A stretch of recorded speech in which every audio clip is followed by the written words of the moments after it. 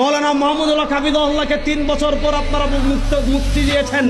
আমরা মাওলানা মাহমুদুল্লাহ হাফিজাহুল্লাহর মুক্তিতে শুকরিয়া প্রকাশ করছি। কিন্তু ভালো করে মনে রাখবেন, মাওলানা মাহমুদুল্লাহ হাফিজাহুল্লাহকে মুক্তি দেওয়ার অর্থ এই নয় যে আপনারা মধুখালীর আমার ভাইদের শাহাদতের ঘটনা আমাদেরকে ভুলিয়ে দিবেন।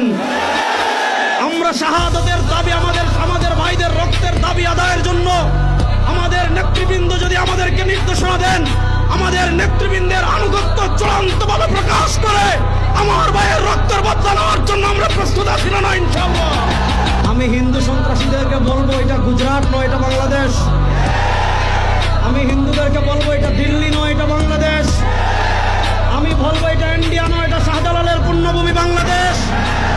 এখানে আপনি আমার ভাইকে পিটিয়ে মারবেন আর পূজার নামে দেশি অস্ত্র আমাদেরকে দেখাবেন। যদি আমাদের সাথে আপনারা খেলতে চান, মাঠে আসেন, আমরা খেলার জন্য প্রস্তুত। কিন্তু আমার নিরীহ মুসলমানদেরকে যারা ঘন্টার পর ঘন্টা বন্দি রেখে তাদেরকে যারা পিটিয়ে শাহাদত বরণ করেছে, মনে রাখবেন মুসলমানের রক্ত পান করে পৃথিবীর কেউ নিরাপদ থাকতে পারে নাই, আপনারাও পারবেন না।